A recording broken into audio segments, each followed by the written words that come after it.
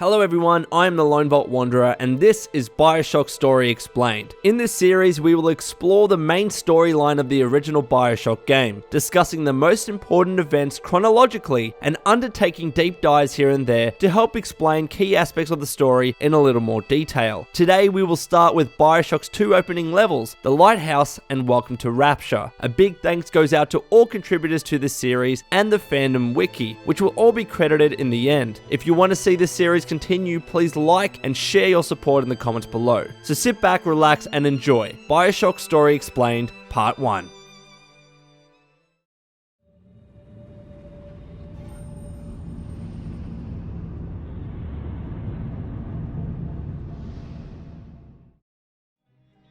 BioShock begins with you filling the shoes of the game's protagonist, Jack. The year is 1960. Jack is smoking a cigarette on a plane flying across the mid-Atlantic Ocean, looking at a picture of himself with his parents. He then pulls out a gift that has a letter attached and reads, "To Jack with love from Mum and Dad. Would you kindly not open until..." and the rest of the writing is cut off. Suddenly, the plane experiences issues. The scene fades to black, and you hear the sounds of passengers screaming and of the plane crashing into the ocean. The game then returns with Jack deep in the water as parts of the plane shoot past him. He manages to emerge to the surface, which is covered in flames and plane wreckage. It is clear that Jack is the only survivor. Luckily, there is a lighthouse in the distance, so Jack swims his way there. Large golden doors welcome Jack's arrival, and as he enters, they slam shut, leaving him in darkness. Soon the lights turn on and Jack is confronted with a large statue of a man known as Andrew Ryan. He then makes his way to the lower levels of the lighthouse and enters a device known as a bathysphere, a submersible that, once activated, takes Jack into the dark depths of the water. The bathysphere also has a viewing window, which is soon covered by a screen that displays a pre-recorded film. The film is narrated by, again, Andrew Ryan, and acts as Jack's introduction to the setting of the game, an underwater city known as Rapture.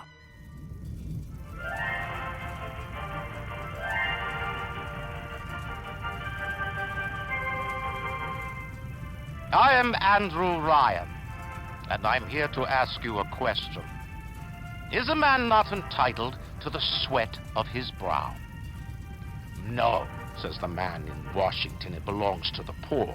No, says the man in the Vatican, it belongs to God. No, says the man in Moscow, it belongs to everyone. I rejected those answers. Instead, I chose something different. I chose the impossible. I chose Rapture. A city where the artist would not fear the censor, where the scientist would not be bound by petty morality, where the great would not be constrained by the small. And with the sweat of your brow, Rapture can become your city as well.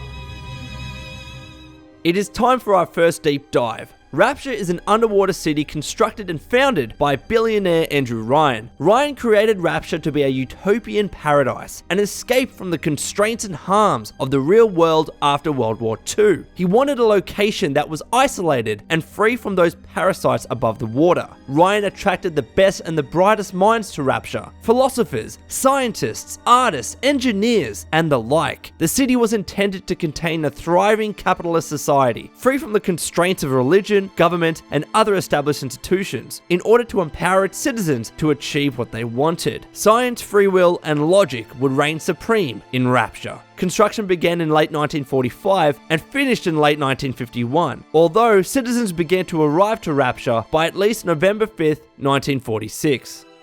After Ryan's pre-recorded message plays to Jack, he nears the entrance of the supposed utopia. But over the radio, Jack hears a man known as Atlas tell his follower Johnny that someone is arriving in a bathysphere and that he needs to check it out.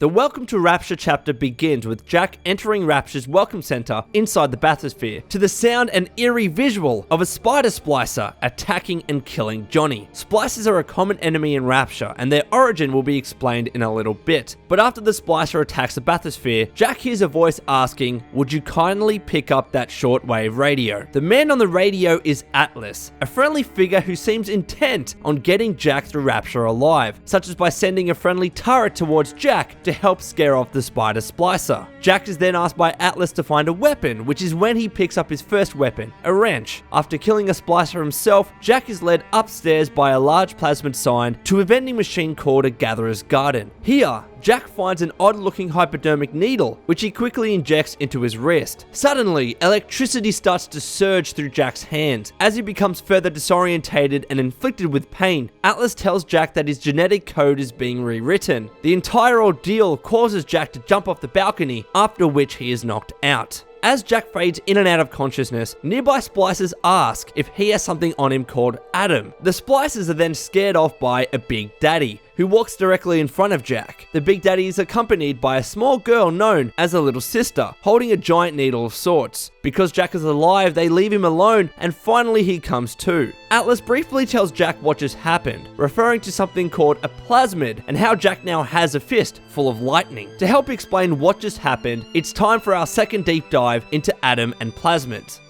Adam is a substance harvested from sea slugs that surround Rapture. It was discovered when one such slug bit the hand of one of Rapture's fishermen. This bite somehow caused the fisherman's crippled hand to be miraculously healed, allowing him to move his fingers for the first time in a long time. Further research into the slugs was conducted. It was then discovered that, once genetically processed, Adam from these slugs can become the canvas of genetic modification, thanks to its ability to form stem cells, produce tissues, and introduce new abilities into the human body. This is where plasmids come into the picture. Once Adam is harvested and processed, it becomes a special serum that can be injected into one's body. It is this serum that is known as a plasmid. Once injected, the new stem cells genetically modify the user to provide him or her with what are like superpowers, such as the ability to shoot electricity from one's hand. This is the plasmid that Jack first injects himself with, and it is called Electrobolt. But Adam can be processed in different ways to produce an array of other plasmids, such as Incinerate, Telekinesis, and Winter Blast. However, in order to continuously use plasmids, users must inject themselves with a blue substance known as Eve, which is a genetic substance that powers plasmids. But while Adam does give people amazing superpowers and abilities, which drove to the mass manufacture of plasmids for Rapture citizens to purchase as consumer products, it was far from safe to use and caused many side effects. The stem cells introduced into a body by Adam are largely unstable, and continued use can have a profound effect on one's body and psyche. It is for this reason why splicers exist. They were simply regular citizens of Rapture that became addicted to Adam, which, due to its properties, required them to keep injecting new supplies of Adam into their bodies in order to remain healthy. But over time, Adam supplies became so scarce in Rapture that the wider populace was simply unable to maintain the necessary injections. As a result, most Adam users slowly started to deteriorate into the crazed out enemies we know as splicers.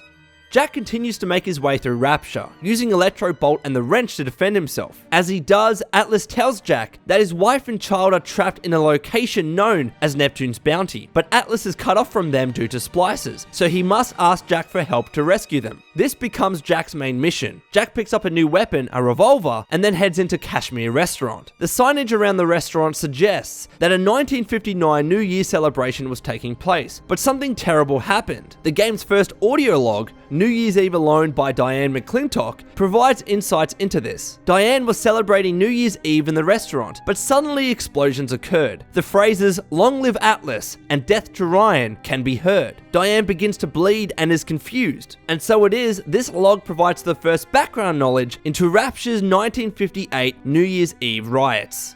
A quick deep dive here. The 1958 New Year's Eve riots marked the beginning of a civil war between Andrew Ryan and Atlas over Rapture's control. It started with Atlas, his followers, and other lower class citizens being imprisoned by Andrew Ryan. Atlas used his charm to recruit those around him, promising revenge against Ryan. Atlas and his recruits then began to plan an attack. Soon after, they all somehow managed to escape just as the New Year's Eve masquerade party was taking place at Kashmir Restaurant, which became the main target of the riot. These celebrations housed Rapture's upper class, including Diane McClintock. The Civil War will be explained in more detail in later episodes, but for now, let's get back to the story.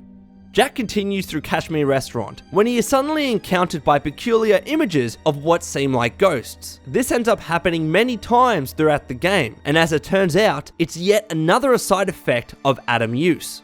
Adam essentially has a memory, enabling it to recall past cell configurations. Additionally, it's able to copy segments of a user's memory, which can then be transferred to others, such as by removing Adam from one user and injecting it into another. So when Jack injects himself with the electro bolt, this memory transfer starts to take place, in the form of ghostly images of people that appear when Jack reaches certain areas in Rapture. Additionally, and this is important to keep in mind for now, Adam can be intentionally implanted with new memories, which once injected into someone's body are then transferred to their mind. This process can therefore allow a person's memories to be altered or completely overwritten.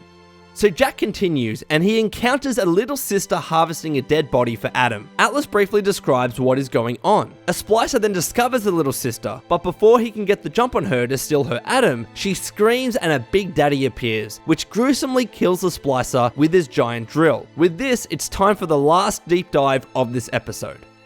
As described by Atlas, little sisters are Adam harvesters that are protected by Big Daddies. In the next episode, we will discuss why exactly it is that Big Daddies protect little sisters, but for now, let's focus on what little sisters are and why they exist. Originally, they were just regular little girls of Rapture, but forcibly underwent genetic mutation and mental reconditioning, such that they now roam the halls of Rapture in search of Adam from dead splicers and corpses. Little sisters are used in this way due to Rapture's demand for Adam, research, and the consumerization of plasmids. Regular sea slugs simply did not produce enough Adam to meet Rapture's increasing demand. But one of Rapture's citizens, Dr. Bridget Tenenbaum, discovered that by implanting a slug into the stomach of a human host, it can produce 20 to 30 times more Adam than normal. But not just any old human host. Only young girls were able to fulfill this role. This led to the creation of the Little Sisters. But of course, it did not stop there. Frank Fontaine, who we will describe in detail in later episodes, created a series of Little Sister orphanages as a front for his Little Wonder educational facilities, a program designed to gather young orphan girls, take them into Little Wonders, and after training and surgically embedding sea slugs into their stomachs, create new Little Sisters. Eventually, Andrew Ryan shut down these fake orphanages, but kept the Little Wonders program alive to contain the existing Little Sisters. But over time, Rapture's increasing demand for Adam had to be met, which caused Ryan to rebrand Little Wonders as a finishing school for young girls, where they would be turned into new Little Sisters and also have their faces painted to ensure their parents did not recognize them. But eventually, severe Adam shortages began to occur, largely driven by Rapture's addiction to Adam and also the need to use plasmids to fight Atlas in the Civil War. This pushed Ryan to have the Little Sisters walk around Rapture in search of corpses that contained Adam, use giant needles to extract Adam out of the dead bodies, and then drink the substance for additional Adam production. So after this crazy encounter, Jack almost reaches Neptune's bounty, but Andrew Ryan blocks his path and sends splicers after him. After a fight, Atlas tells Jack to head to the medical pavilion instead. Jack manages to find his way there, but not before Ryan traps Jack and delivers him this message. So tell me, friend, which one of the bitches sent you? The KGB wolf or the CIA jackal? Here's the news.